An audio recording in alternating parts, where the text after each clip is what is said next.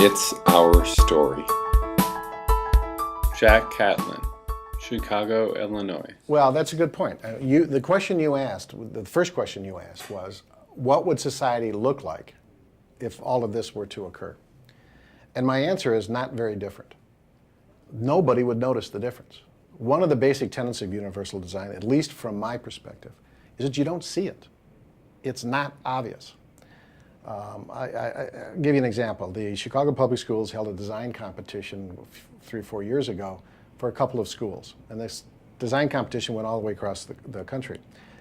And one of the components of the design competition was that these schools should be designed in a universal way. A number of the finalists had ramps everywhere. These schools had ramps to the roof. They had one of them, the entire corridor, the main corridor of the school was a ramp. So every 30 feet there was a classroom, there was a level area, there was a door. You go up and everywhere there were ramps. That's not universal design. Universal design is not ramps. It is because ramps are some of the most difficult ways to change levels. If I, in a utopian way, wanted to design an environment, it wouldn't have ramps, it wouldn't have level changes. There would be lifts and elevators that would change the levels for me. You wouldn't notice any difference. That would be my goal, is that you wouldn't notice. You don't notice when a step isn't present. You notice when a step is present.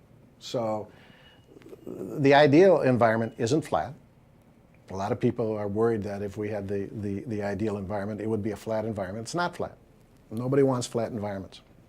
But I don't think you would notice any change. I think we could do this without there being noticeable change.